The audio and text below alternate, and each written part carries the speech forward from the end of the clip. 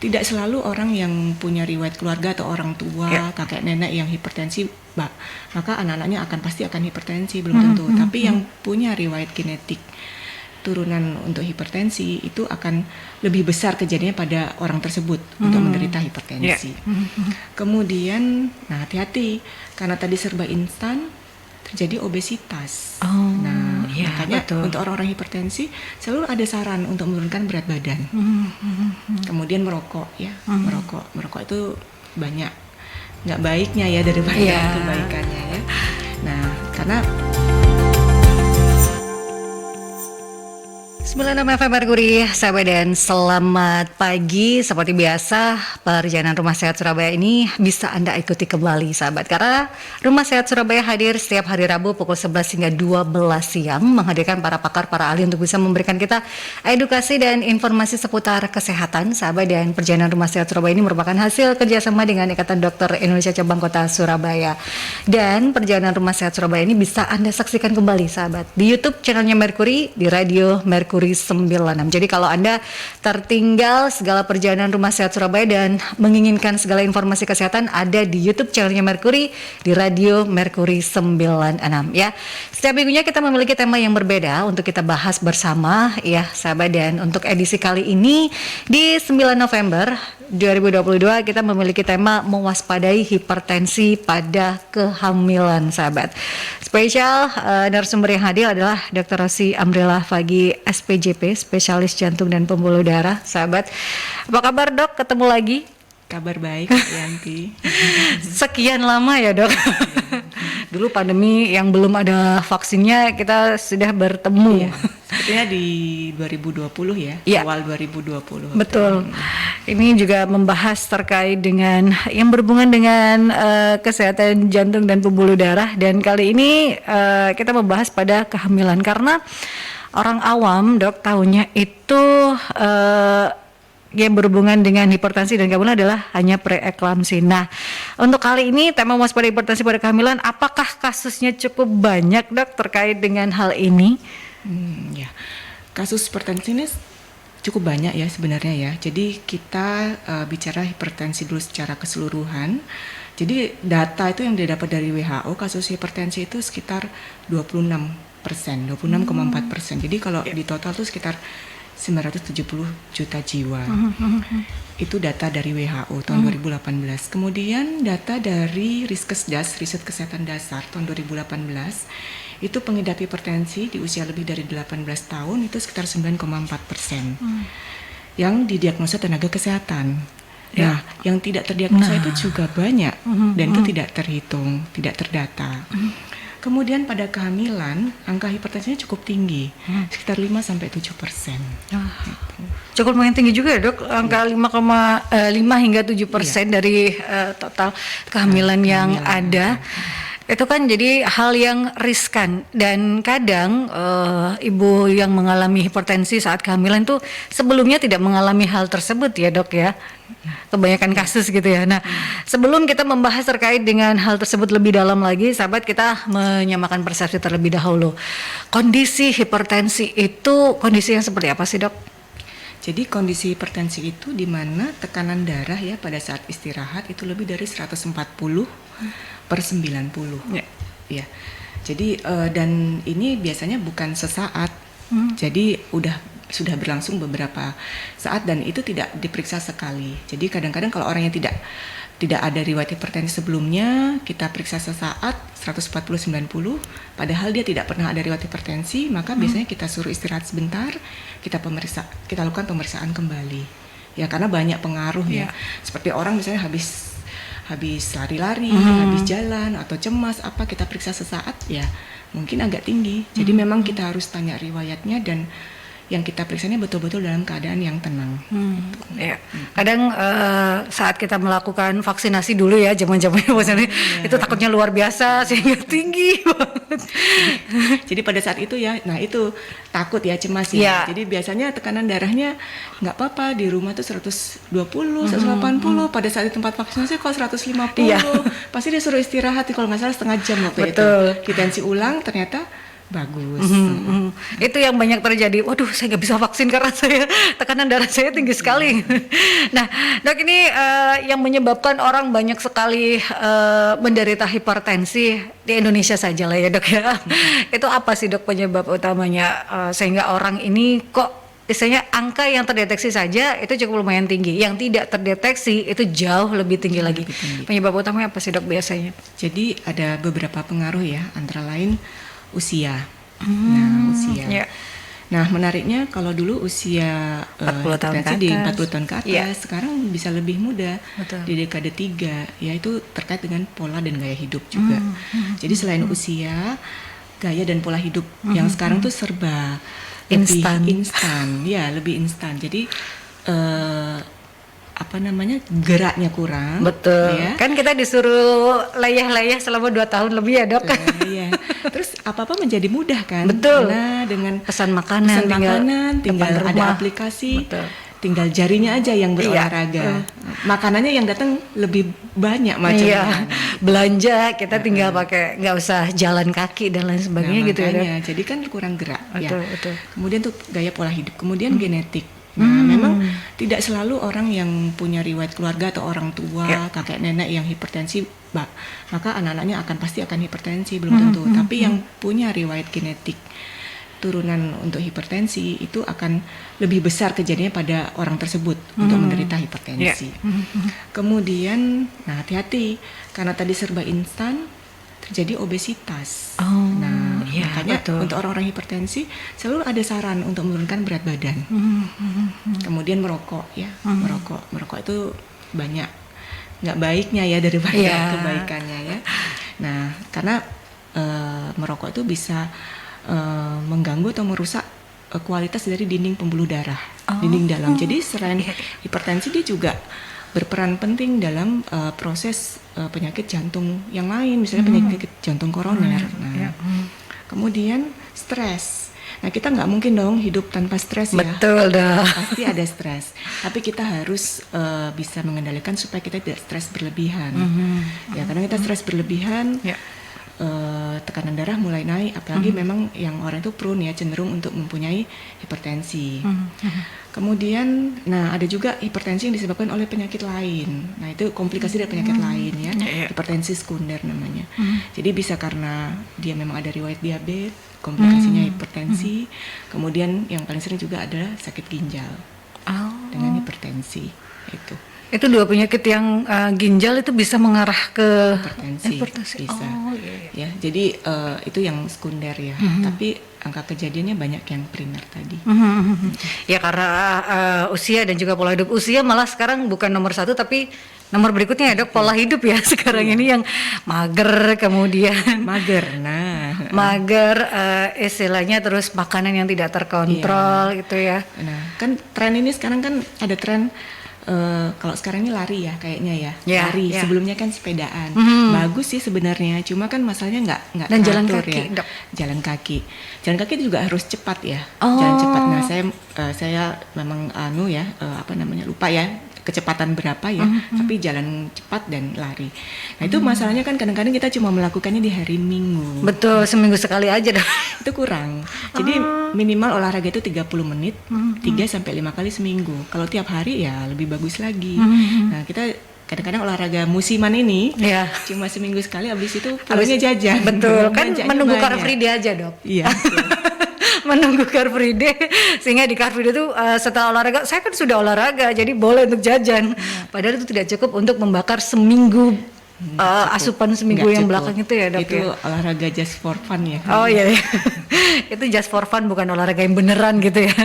Yang baik adalah 30 menit 3-4 minimal kali. minimal 3 kali seminggu, 3-5 kali seminggu. Ya itu paling tidak pagi hari gitu ya, itu akan lebih baik ya, dok. Oh iya, Ya. pagi hari jadi disempatkan ya, mungkin kalau yang musim habis sholat subuh itu olahraga aja sebentar. Jalan cepat keliling kompleks aja, nggak usah jauh-jauh gitu ya. Atau treadmill kalau punya alat treadmill. Oh iya. Nah, kalau ada istilahnya yang sudah bermasalah dengan hipertensi atau sudah mengalami masalah dengan jantungnya, apa dianjurkan jalan santai saja? Itu berapa menit atau durasinya juga disamakan sih, dok? Jadi kalau sudah tentu tidak dalam kondisi akut ya. Jadi kalau misalnya memang sudah ada bermasalah, misalnya hipertensi lama ya, selama itu stabil ya tetap 3 kali seminggu. Kecepatannya yang disesuaikan dengan kemampuan kita. Tapi bukan berarti tidak bergerak, tetap. Begitupun dengan kondisi ibu hamil yang mengalami hipertensi, apakah juga disarankan untuk olahraga yang jalan cepat atau olahraga yang disarankan untuk ibu hamil yang udah mengalami hipertensi apa sih, Dok? Jadi kalau yang pertama, ibu hamil dengan hipertensi tentu ya harus tegak dulu ya diagnosanya. Harus tegak dulu diagnosanya, kemudian kita lakukan tata laksana terapi memang jika sudah indikasi. Kemudian bagaimana dengan olahraga? Ya boleh ya, jalan aja kan ibu hamil. Jalan saja sesuai dengan kemauan, asal tidak ada kontraindikasi dengan kehamilannya. Jadi harus kerjasama dengan dokter OB-nya. Jadi harus betul-betul dikontrol ya, Dok, dengan kondisi ibu yang mengalami hipertensi saat kehamilan. Nah, kondisi hipertensi ini kan kita membahasnya dengan tema mewaspadai hipertensi pada kehamilan. Seberapa bahaya, Dok, hipertensi pada ibu hamil ini saat kehamilan terutamanya? Nah, jadi kalau bahaya ya kalau tidak terkontrol ya. Jadi biasanya memang seharusnya ibu hamil itu kontrol kan tiap bulan biasanya. Nah, setiap bulan kontrol itu pasti dilakukan pemeriksaan tekanan darah. Biasanya kalau tekanan darahnya tinggi itu teman sejawat dari dokter obstetrik ginekologi mengkonsulkan ke kita ya, ke dokter jantung. Kemudian kita lakukan pemeriksaan. Jadi yang terpenting adalah kalau memang sudah tegak hipertensinya ya pada kehamilan dan sudah ada indikasi untuk diberikan terapi, kita berikan terapi sesuai indikasi. Nah, kemudian kontrol teratur ya, karena tekanan darahnya itu bisa berubah-ubah. Jadi semakin umur kehamilan semakin tua, tekanan darahnya bisa tambah naik atau bisa tetap saja dengan terapi yang sudah kita berikan. Nah, jadi kalau misalnya dia tidak rutin minum obat atau tidak rutin kontrol ya, jadi tidak terkontrol ya tentu ya tekanan darahnya, tahu-tahu timbul komplikasi. Nah, itu yang ditakutkan. Komplikasi ke ibu itu bisa ke jantung, ke organ ya. Jadi organ ke jantung, ke otak, ke ginjal. Nah, bisa yang awal itu muncul kalau ke otak bisa pusing ya, pusing bahkan geliang itu paling sering ya. Kemudian ke jantung itu bisa ada keluhan sesak, nafas berat ya, berdebar ya, berdebar-debar. Kemudian bahkan kalau yang berat sekali bisa gangguan ke ginjal ya. Sampai berat ya, sampai sebegitu beratnya kalau misalnya memang tidak pernah terkontrol dengan terkontrol. Kemudian yang ditakutkan juga komplikasi tentu ke janin ya, gangguan pertumbuhan bahkan sampai kematian janin. Ini yang istilahnya harus betul-betul diperhatikan ya, sahabat, terutamanya untuk para ibu hamil. Jadi seringlah untuk mengontrol kehamilan Anda supaya kondisi Anda tuh betul-betul diketahui gitu. Kalaupun memang mengalami hambatan, itu pun akan segera diselesaikan gitu ya. Jadi benar-benar terkontrol untuk kesehatan ibu dan juga janin, sahabat, itu yang terpenting juga. Nah, kadang ini yang sering kali, Dok, diabaikan, gejala-gejala ringan, gejala yang sebenarnya ini sudah ada sesuatu nih dan sudah harus diperiksakan lebih lanjut. Gejala yang biasa terjadi, Dok, pada hipertensi itu apa yang harus diketahui? Gejala awal itu makanya orang anggap ringan ya. Yang paling sering tuh pusing. Ya kan, pusing itu sangat-sangat umum ya. Jadi betul. Kalau orang pusing itu biasanya beli obat anti nyeri, obat pusing gampang ya. Jadi pusing berkali-kali nggak diperiksakan tekanan darahnya.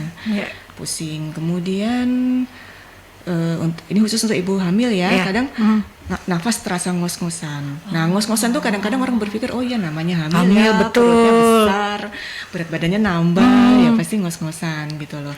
Jadi kalau ada gejala-gejala tersebut cepatlah periksa. Enteng, saya kadang pusing gitu loh, pusing terus leher kaku, tengeng gitu loh. Nah, itu yang paling sering itu. Dan itu juga harus mulai diperhatikan. Ada orang pusing, iya ini kan akhir bulan biasanya pusing banget gitu, Dok. Secara umum juga gitu. Jadi nggak hanya ibu hamil saja ya, hipertensi secara umum yang pada orang-orang yang bukan ibu hamil ya, itu juga sering gejalanya tuh pusing. Jadi ya seringnya memang ya diabaikan. Ya minum obat, istirahat, selesai. Nah itu harus diperhatikan ya sahabat, pusing yang sering tidak hanya untuk akhir bulan pusingnya, tapi pusing yang benar-benar sering, kemudian lehernya itu terasa kaku, tapi itu untuk gejala yang umum. Nah untuk ibu hamil plusnya adalah ngos-ngosannya itu yang tidak biasa, bukan ngos-ngosan karena kehamilan, tapi perlu untuk diperiksakan lebih lanjut.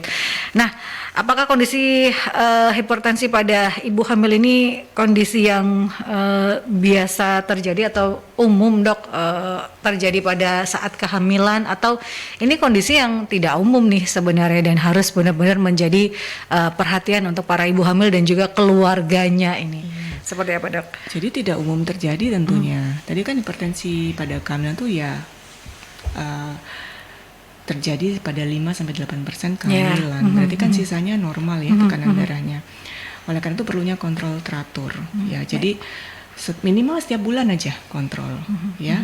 Setiap bulan kontrol. Nah, kadang-kadang kalau memang ada cenderung untuk tekanan darah tinggi, hipertensi ya, itu pasien juga kami sarankan untuk membeli alat tensi sendiri yang digital. Betul. Ya bisa periksa mungkin ya nggak usah tiap hari, 3 hari sekali pada saat pagi bangun tidur atau mau tidur. Ya karena kalau setiap hari ditensi kadang-kadang dia malah stres. Iya.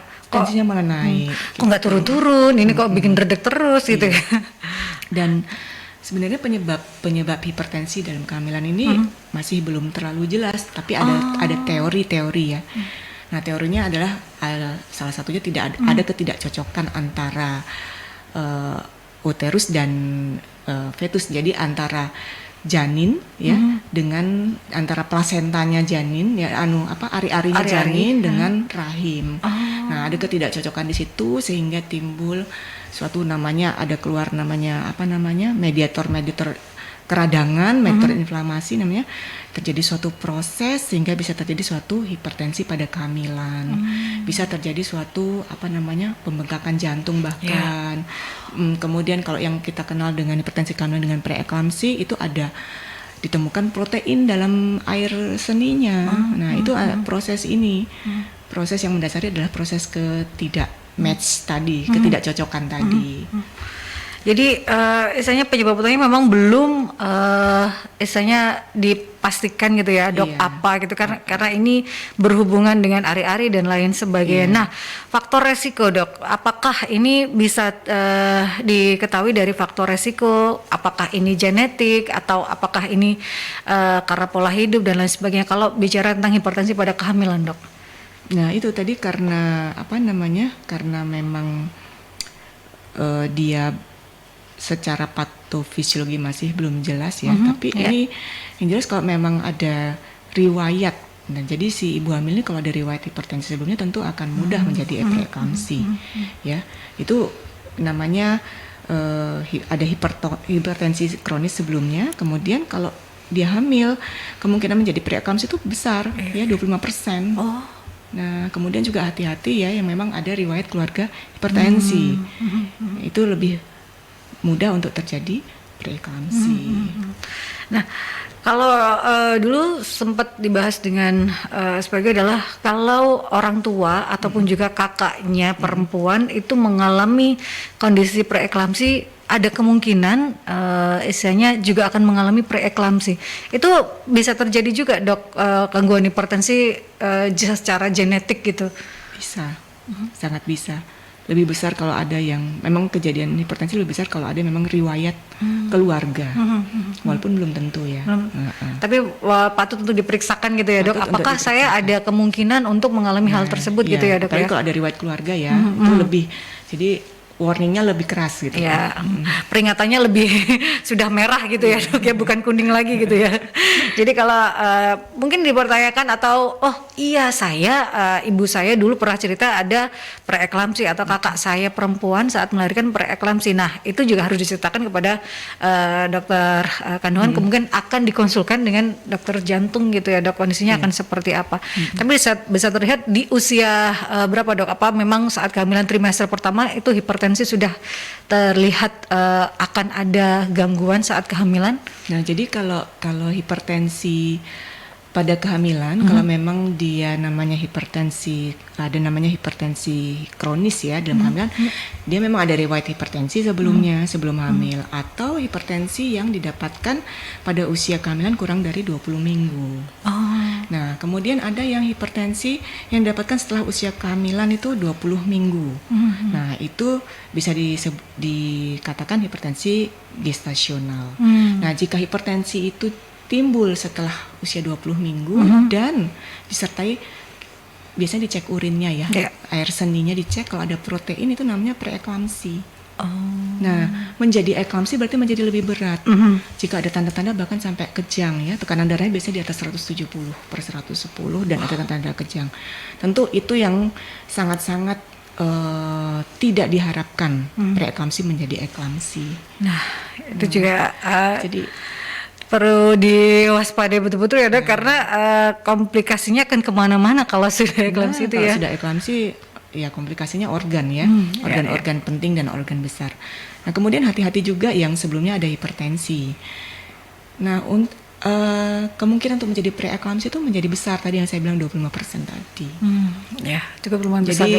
Jadi ya itu lampunya sudah kuning mau. Jadi hati-hati aja ya, bukan berarti bukan nakut-nakuti, tapi berhati-hati karena perlu untuk terapi ya Dok ya, saat kehamilan itu akan seperti apa. Nah, sahabat, saya mengundang Anda untuk bisa bergabung bertanya bersama dengan Dr. Rosi Amrela Fagi SPJP berkaitan dengan mewaspadai hipertensi pada kehamilan di 08173096 untuk WhatsApp dan juga Messenger maupun juga WhatsApp call ya, ataupun di line telepon di 5620096 bisa Anda manfaatkan. Dan perjalanan Rumah Sehat Surabaya, kita ke jeda iklan terlebih dahulu. 96 FM Merkuri, sahabat perjalanan Rumah Sehat Surabaya, ini bisa Anda ikuti secara streaming juga di websitenya Merkuri di www.merkurifm.id atau melalui aplikasi on air, sahabat. Dan sekali lagi, perjalanan Rumah Sehat Surabaya bisa Anda ikuti kembali di YouTube channelnya Merkuri di Radio Merkuri 96. Jadi subscribe terlebih dahulu, sahabat. Dan untuk tema kali ini, mewaspadai hipertensi pada kehamilan, perbincangan off air juga lumayan seru karena ini mengingatkan juga pada saya. Karena kita masyarakat Indonesia ini istilahnya kurang sekali gerak, bahkan menurut sebuah artikel, orang Indonesia itu menjadi nomor 2 di bawah untuk orang yang jalan kaki, kurang dari 1.000 langkah Dok setiap harinya. kurang sekali ya. Ya, padahal kan itu 6.000 ya Dok minimal sehari. Nah, kita kurang dari 1.000 saja karena kalau kita pembenarannya adalah panas, jadi kita rada-rada gimana. Nggak tahan sama panasnya ya, bukan nggak mau jalan. Bukan nggak mau jalannya, panasnya itu loh. Nah, kita ke penelpon terlebih dahulu. Selamat siang Merkuri. Selamat siang. Assalamualaikum warahmatullahi wabarakatuh. Waalaikumsalam warahmatullahi wabarakatuh. Monggo Pak Sumarwita. Ya, ini ya, saya kan juga sakit ya. Itu waktu itu sampai 400 anunya. Sampai 400. Hipertensinya? Iya, pertama itu diukur 400, tapi terus itu saya belum pernah minum obat-obat itu ya. Terus saya jatuh penyakit dalam, terus bisa turun, bisa ke normal ya. Sekarang ini kan terkontrol. Terkontrol itu saya minum obatnya itu Metromin itu ya, 3 kali sehari 500 mg. Ya, tapi sama dokternya saya kan ganti rumah sakit rujukannya itu sama diganti yang 850 2 kali sehari. Nah, saya sebetulnya nggak enak sih pakai itu. Nah, terus juga amlodipin pagi hari itu 5 mg. Itu nggak dibeli sama dokternya, aku beli sendiri. Karena saya mau periksa ke dokter penyakit dalam kan saya mesti periksa lab dulu kan. Terus malamnya Swatatin ini 20 mg. Nah, ini kemarin itu saya minum Metromin yang karena 2 kali sehari. Terus apa boleh kadang-kadang itu saya siang hari tetap minum. Jadi 3 kali 850 itu apa berbahaya apa enggak? Terus waktu kemarin itu saya habis makan itu obat salah satunya habis. Agak kira-kira 500, kira-kira setengah jam lah gitu. Pusing. Pusing. Anak saya dulu beli salah satunya itu, tapi pusing tapi nggak nemen. Terus saya minum Ibodrek. Bodrek itu jadi agak menurunkan, kan itu kan cuma penghilang rasa sakit. Saya tahu itu. Terus ini bener nggak terkontrol, bener apa enggak? Dan bener nggak dokter penyakit dalamnya itu kok dirubah jadi 850 2 kali, kalau dulunya itu 500. Itulah apa itu. Dan lagi untuk janin ya. Janin itu dulunya ibu hamil itu kena penyakit gini nih. Itu apa bisa menular ke janinnya? Apa itu kalau sudah lahir itu dia tidak menular. Maka dia itu tidak punya keturunan. Dari saudara-saudara tidak punya keturunan, tapi apa nanti si bayi itu kan lahir nanti ya tetap kena penyakit ini. Tapi apa itu kan ibunya itu cuma kena penyakit itu kan waktu hamil. Sebelumnya dia tidak pernah. Terima kasih. Ya. Assalamualaikum warahmatullahi wabarakatuh. Saya dengarkan di radio. Baik, terima kasih Pak Sumarwito. Ini ada 2 pertanyaan. Yang pertama adalah Pak Sumarwito ini pasien dengan hipertensi, Dok. Dulu awal sampai 400, kemudian normal dan terkontrol, minum obatnya awalnya itu 500 mg Metromin 3 kali sehari, kemudian diganti 852 kali sehari. Kemudian amlodipin pagi 5 mg itu beli sendiri. Kemudian apa tadi, triatin 20 mg. Nah, kadang yang 850 mg itu diminum 3 kali sehari. Dan saat triatinnya itu sempat tidak minum dan jadi pusing. Kemudian digantilah dengan Bodrek, tapi memang itu penghilang rasa sakit. Itu apakah terkontrol dengan baik apa yang dilakukan oleh Pak Sumarwito, Dok? Ya, jadi mungkin Pak Sumarwito ya. Selamat siang Pak Sumarwito. Awal periksa itu 400. Mungkin 400 itu saya kira kadar gula ya. Iya. Jadi bukan tekanan darah, karena tekanan darah kita manometer kita cuma sekitar 200-250 ya. 400 itu mungkin kadar gula. Kemudian saya lihat juga tadi dikatakan mendapat terapi metformin. Itu metformin. Awalnya 3 kali 500 mg, kemudian dinaikkan 3 kali 850 mg. Nah, pemberian obat-obat untuk diabetes ya, tentu dokter sudah melihat dasarnya itu dari kadar gula yang diperiksa, baik gula puasa 2 jam atau HbA1c, dari situ melihatnya.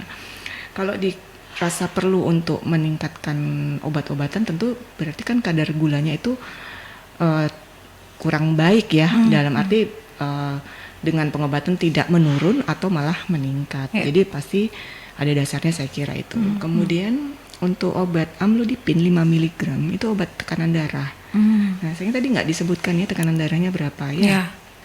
Nah, biasanya memang diberikan obat-obat tekanan darah jika memang cenderung tinggi ya, kemudian sudah mungkin diperiksa sebelumnya pada saat istirahat, pada saat rileks, tekanan darah masih tetap tinggi, dan biasanya dimulai dari dosis yang rendah dulu, nanti di upscale dinaikkan secara bertahap jika respon penurunan tekanan darahnya masih belum seperti yang kita harapkan, masih belum seperti target yang diharapkan. Nah, disesuaikan dengan kebutuhan dari pasien gitu ya, Dok ya. Makanya. Kalau simvastatin ini salah satu obat penurun kolesterol. Tadi datanya tidak ada ya, kolesterolnya berapa. Kadang-kadang simvastatin, bukan kadang-kadang ya, selain untuk kolesterol, jika memang dia punya indikasi lain, misalnya orang-orang yang penyakit jantung koroner itu kadang-kadang diberikan simvastatin walaupun golongan statin ya, salah satunya simvastatin walaupun kolesterolnya masih normal, LDL-nya masih normal. Nah,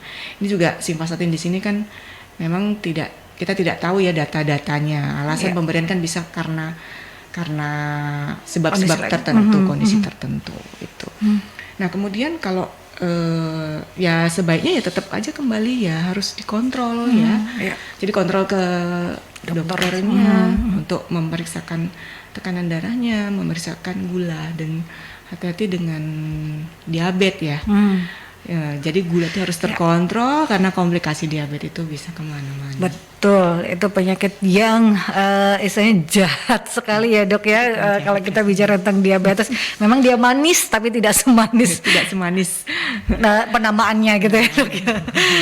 Karena komplikasinya bisa kemana-mana dan memperparah kondisi dari pasien yang sudah ada kondisi yang lain gitu. Nah tadi juga ada pertanyaan saat hamil itu terkena hipertensi, apakah ini akan bisa menurun ke janinnya dok kondisi hipertensi ini? Secara langsung tidak, ya. Jadi ibu yang hipertensi dalam kehamilan terus kemudian janinnya jadi ikut-ikut hipertensi, apalagi lahir dengan tekanan darah tinggi, enggak. Tapi secara genetik, yes, ada garis turunan untuk prone hipertensi. Jadi hati-hati. Ya, secara genetik ada turunan hipertensi. Bisa itu muncul, bisa juga enggak. Tapi itu setidaknya meningkatkan kewaspadaan. Secara langsung tidak. Ya. Tapi sudah ada genetik yang melekat, sudah ada faktor resiko gitu ya dok ya. Karena faktor resiko itu kan bisa muncul nantinya atau bisa enggak dengan gaya hidup gitu ya dok ya. Nah, dengan pencegahan. Ada usia nanti yang mungkin 30 tahun lagi atau 40 tahun lagi. Nah ini sudah ada beberapa pertanyaan yang masuk, ada dari Bu Rita mau nanya apakah saat hamil anak pertama kena tekanan darah tinggi pada saat kehamilan selanjutnya juga sama dok, kena darah tinggi lagi. Nah ini off air sudah saya tanyakan tapi kita Bu Rita boleh dijawab dok. Iya.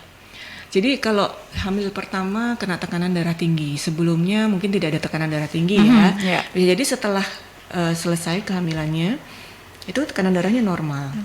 Nah, kemudian hamil kedua.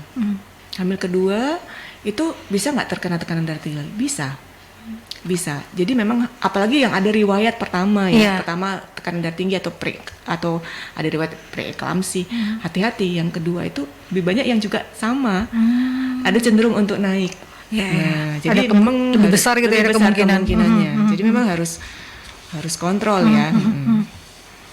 Nah ini kemudian dari Ibu Hana, saat hamil Ibu mengkonsumsi obat-obatan untuk darah tinggi, apakah ini bisa menyebabkan bayi terlahir dengan jantung yang lemah dok? Nah itu ya. Jadi memang ibu hamil ini sangat-sangat khusus ya. Obat-obatan hampir semua harus hati-hati. Oh ya, karena ada kondisi janin karena kondisi ibu yang khusus tadi pada saat hamil kondisi fisiologisnya berubah, kemudian dan ada janin yang dikandung. Tentu obat-obatan itu harus aman untuk ibu dan janin. Obat antihipertensi, penurun tekanan darah tuh banyak sekali. Tapi yang tersaring untuk ibu hamil tuh tinggal sedikit. Jadi tentunya kita memberikan obat-obatan yang aman untuk ibu dan janinnya, yang bisa mengontrol tekanan darah dengan baik.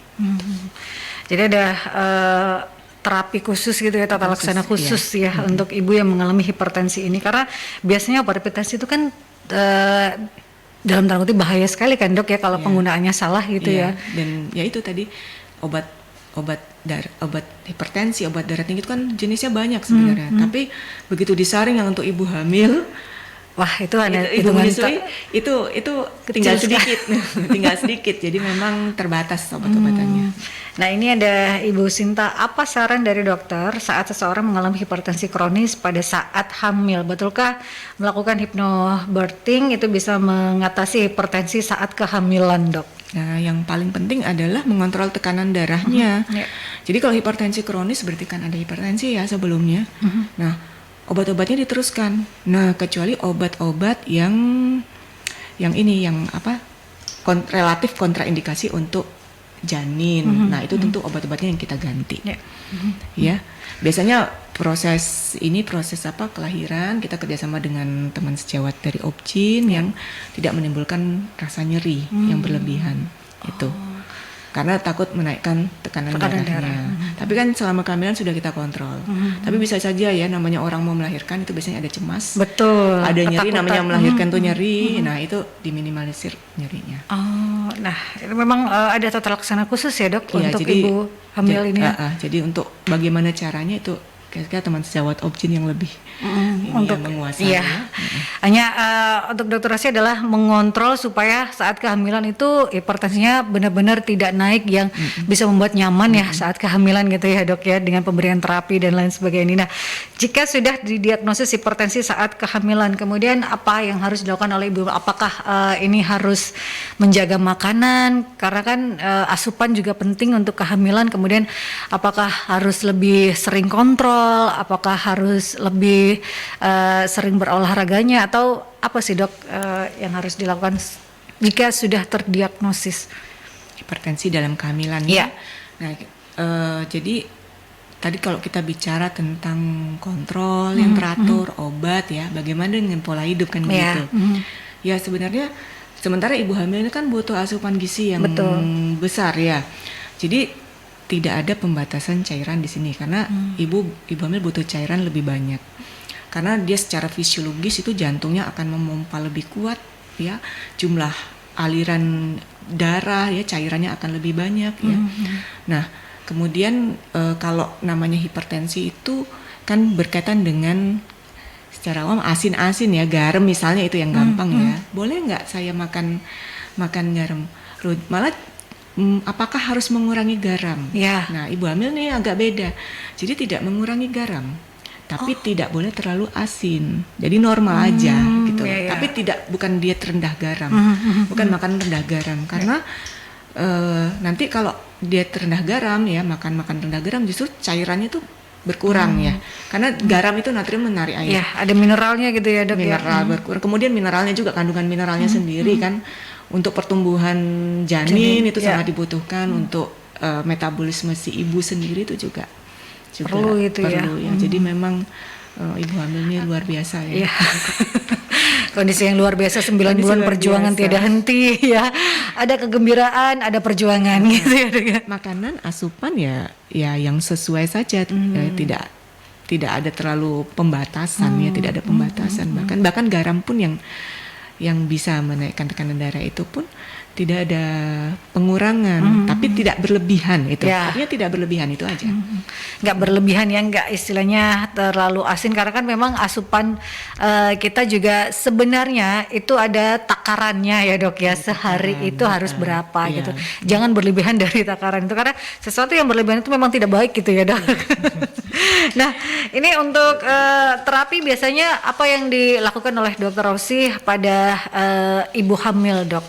Saat kehamilannya, apakah pemberian obat dan juga vitamin yang diperlukan untuk ibu hamil seperti apa dok untuk terapi dari ibu hamil ini? Jadi kalau kita mengacu pada konsensus ya, kapan memberikan terapi pada ibu hamil tergantung kondisinya. Kalau memang dia tidak ada hipertensi sebelumnya, kemudian tidak ada penyakit yang lain ya, dan tidak ada keluhan yang berkaitan dengan organ, misalnya sampai pusing yang hebat, sampai mual ya, sampai sesek ya, keringat dingin, itu biasanya tekanan darah 150/100 baru kita berikan terapi ya. Di bawah itu ya tentu kita sarankan untuk istirahat yang cukup sambil diobservasi sebenarnya. Jadi sebenarnya kalau saya pun kalau ada ibu-ibu hamil dengan tekanan darah yang cenderung naik, saya sarankan untuk memberikan membeli alat ukur tekanan darah yang digital untuk mengetahui.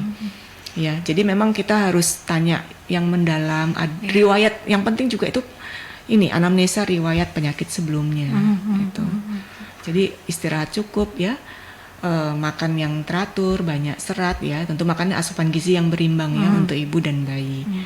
Kalau tekanan darahnya masih sekitar 130, 140, jadi kita observasi dulu ya, karena tekanan darah yang kalau langsung memberikan obat takutnya tekanan darah Drop gitu drop. ya, dok ya. Sementara kan ini tekanan darah ini ya merupakan salah satu indikator Ya. Saat kehamilan, aliran darah kita gitu lah, juga yang ke janin. Gitu. Jadi memang kondisi yang spesial ya dok ya ibu hamil dengan hipertensi ini, karena kalau misalnya terapinya terlalu ditekan juga nanti takutnya drop. Jadi kondisi-kondisi tertentu, jadi yang terapi khusus sekali itu di angka 150/100. Iya. Kalau di bawah itu ibu hamil harus mengontrol diri sendiri terlebih dahulu. Kalau ada indikasi yang aneh-aneh baru kontak dengan dokter gitu ya dok ya. Kecuali tentu dalam pengawasan kita ya, Ya, kecuali dia memang ada gangguan yang berkaitan dengan organ, itu kita mulai terapi lebih dini biasanya, nggak nunggu sampai 150 pas 100. Ada kondisi-kondisi tertentu. Maka dari itu ceklah atau periksalah kehamilan Anda sejak awal gitu ya dok ya. Jangan menunggu hingga trimester kedua karena itu tadi ada gejala-gejala yang memang di usia kehamilan 20 minggu itu sudah mulai muncul gitu ya. Itu yang harus diperhatikan. Nah ini ada pertanyaan lagi dari Ibu Kusmini. Jika seorang wanita sebelum menikah sudah mengalami hipertensi, apa yang harus dilakukan saat memutuskan untuk hamil, dok? Nah ini sebelumnya sudah hipertensi. Nah kalau ingin hamil, ada catatan-catatan khusus nggak sih dok? Boleh, ya tentu boleh hamil ya. Ini kan namanya yang hipertensi kronis itu. Iya. Jadi sebelumnya kan dia kemungkinan sudah dengan terapi obat antihipertensi sebelum hamil. Kemudian memutuskan untuk hamil. Nah, tentunya pada saat hamil ya sudah memang positif hamil, dia harus konsultasi ke dokternya. Nah, obat-obat yang diminum yang lalu itu aman nggak untuk kehamilan? Betul. Nah, itu yang harus kita petani satu-satu ya. Karena kan obat hipertensi banyak. Untuk Banyak. ibu hamil ini yang sedikit tentu, gitu. tentu kita pilihkan yang aman untuk ibu hamil, aman untuk janin dan bisa mengontrol dengan baik tekanan darahnya. Itu jangan khawatir ya untuk sahabat-sahabat Merkuri yang sebelumnya sudah ada hipertensi dan ingin hamil, boleh silakan hamil tapi memang diperiksakan dan dikonsultasikan terlebih dahulu. Terutama yang sudah positif hamil, jangan terlalu stres. Ditanyakan saja apakah obat-obat yang sebelumnya ini sebelum hamil itu dikonsumsi baik untuk dikonsumsi kembali atau memang ada perubahan gitu ya dok ya. Itu akan disarankan dan dirujuknya adalah ke dokter Rosi, ke spesialis jantung gitu ya, untuk pendampingannya saat kehamilan. Dan sahabat, kita ke jeda iklan terlebih dahulu ya, karena kalau bicara tentang Rumah Sehat Surabaya 1 jam itu tidak terasa karena kita sudah ada di segmen ketiga nanti ya. Dan untuk Anda tetap stay tune di perjalanan Rumah Sehat Surabaya. 96 FM Merkuri, sahabat, dan kita sudah ada di segmen terakhir di perjalanan Rumah Sehat Surabaya dengan tema waspada hipertensi pada kehamilan bersama dengan Dr. Rosi Amrila Fagi SPJP, spesialis jantung pembuluh darah, sahabat. Dan sudah banyak hal kita bahas berkaitan dengan tema tersebut, dan terima kasih untuk sahabat-sahabat Merkuri yang sudah bergabung baik itu di WhatsApp Messenger maupun juga di line telepon di 5620096. Dan kita ke beberapa pertanyaan terakhir ya sahabat di perjalanan Rumah Sehat Surabaya ini berkaitan dengan kondisi hipertensi pada kehamilan. Apakah kondisi ini bisa dicegah sih dok sebenarnya, dan bagaimana pencegahan yang bisa dilakukan? Jadi kadang-kadang memang tidak bisa dicegah. Dia muncul saja pada saat kehamilan, pada saat kontrol tekanan darahnya itu tinggi. Yang bisa dilakukan adalah mencegah supaya tekanan darah ini tidak menjadi naik dan naik. Jadi kita mengontrol itu, mengontrol tekanan darahnya, ya. Kemudian bagaimana supaya tekanan darah itu terkontrol kan gitu. Tentunya dengan ya selain kontrol teratur, memeriksakan diri secara teratur. Kalau diberikan obat-obat antihipertensi dikonsumsi secara teratur sesuai dengan etiket obat ya. Kemudian tentunya dietnya berimbang, ya. Tidak perlu rendah garam ya, sekali lagi untuk ibu hamil tidak perlu rendah garam karena garam itu dibutuhkan ya sebagai mineral. Kemudian istirahat cukup. Nah, istirahat cukup. Kemudian hindari stres yang berlebihan ya. Ibu hamil nggak boleh banyak begadang, nggak boleh terlalu stres ya. Boleh nonton drakor tapi jangan sampai begadang gitu ya dok ya. Itu kan untuk menghilangkan stres gitu.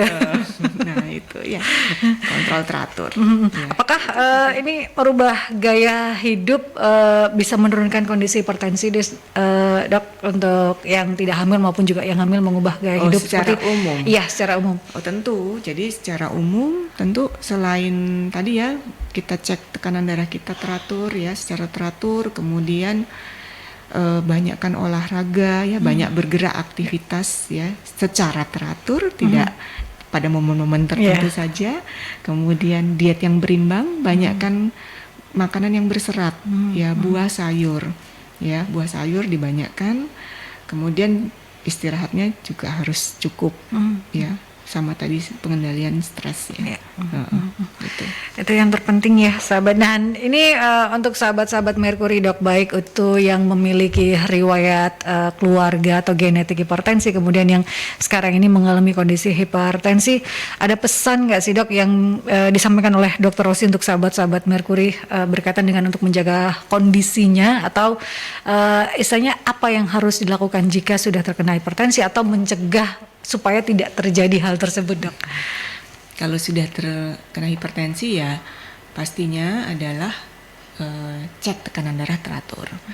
Ada baiknya kita memiliki alat pengukur tekanan darah sendiri. Yang digital nggak apa-apa, jadi nggak harus tunggu ke dokter ya. Bisa kita cek ya setiap bangun tidur ya, bisa setiap hari boleh, atau 2-3 hari sekali boleh, atau seminggu sekali kalau sudah terkontrol. Kemudian tidak stres berlebihan, karena stresor itu sangat-sangat pengaruh pada tekanan darah ya. Kemudian tentu ya itu tadi pola hidup, gaya hidup ya, olahraga, pola makan ya. Jadi kalau sudah terdiagnosa hipertensi ya makan ya jangan berlebihan lah ya. Saya tidak pernah menyarankan tidak makan garam. Ini untuk secara umum ya hipertensi. Rendah garam. Kalau itu terkontrol ya enggak apa-apa, tapi tidak terlalu, tidak seneng-seneng yang asin-asin banget gitu loh. Itu aja. Benar-benar terkontrol gitu ya. Kalau nggak ada rasa asinnya bikin stres gitu Dok ya. Stres, malah nggak mau makan, malah asupannya kurang ya. Nah, kalau secara takaran ya kita mengkonsumsi garam itu 5 gram sehari atau kira-kira 1 sendok teh. Tapi toh kita kan tidak menghitung ya. Betul. Kita tidak menghitung, apalagi kalau saat kita goreng telur makan kita kan kadang nggak makan di dalam tapi makan di luar. Betul. Ya. Yang penting ya sudah hindari camilan yang asin banget, udah hindari. Lebih banyak kan diganti camilan-camilan yang asin atau yang berkarbo itu dengan yang buah, buah atau sayur. Itu aja. Olahraga ya.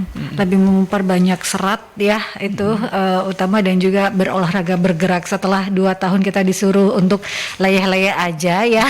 Sekarang waktunya kita bergerak supaya kondisi hipertensi ini bisa terhindarkan dari kita. Kemudian yang terpenting juga kelola stres dengan baik. Ini yang kadang rada-rada susah.